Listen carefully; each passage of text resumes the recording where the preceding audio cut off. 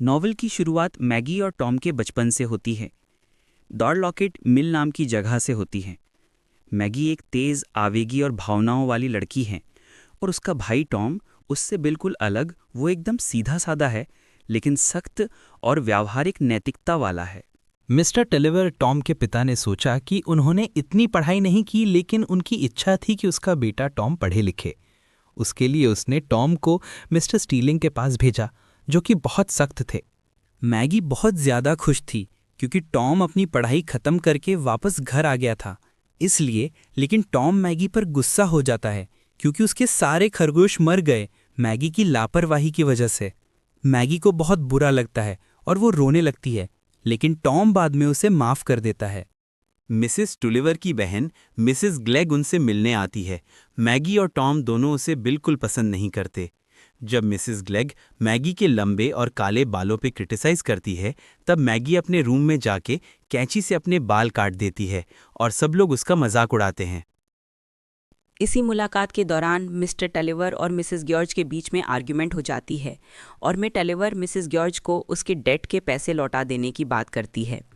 इस बात से मिसेस टेलीवर को बहुत दुख होता है और वो उसकी बड़ी बहन के पास जाती हैं, पर वहाँ पर भी मैगी गुस्से में लूसी को तालाब में धक्का दे देती है। मैगी डेलस होती है टॉम और लूसी को साथ में खेलते देख के। काफ़ी समय बीत गया। टॉम और मैगी भी अब बड़े हो रहे थे।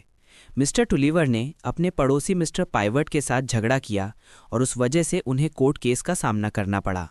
मिस्टर टुलिवर के खराब बिजनेस फैसलों और लोकल वकील मिस्टर वैकम के खिलाफ लंबे समय तक चलने वाले मुकदमे के जुनून के कारण परिवार की किस्मत अचानक खराब हो जाती है।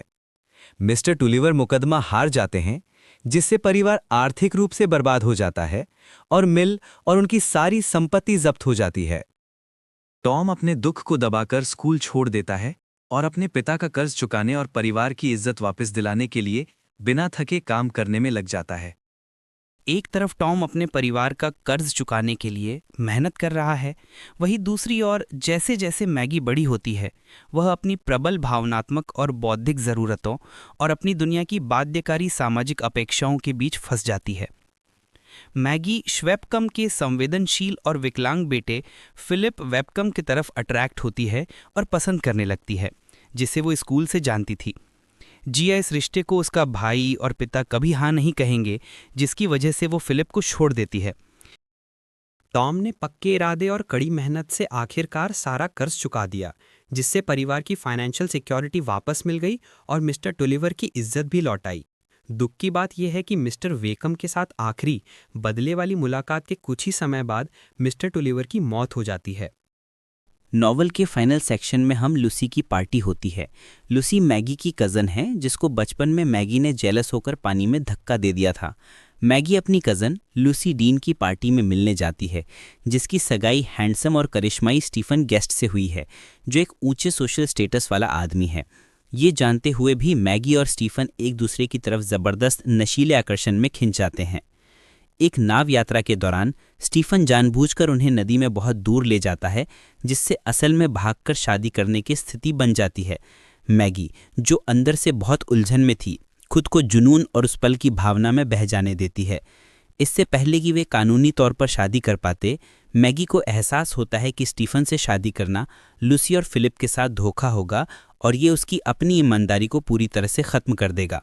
वो स्टीफन को मना कर देती है और घर लौट आती है, अपनी पर्सनल खुशी के बजाय अपनी नैतिक पवित्रता को बनाए रखने का दर्दनाक फैसला करती है। ये सब होने के बाद टॉम ने मैगी को अपनी बहन मानने से मना कर दिया।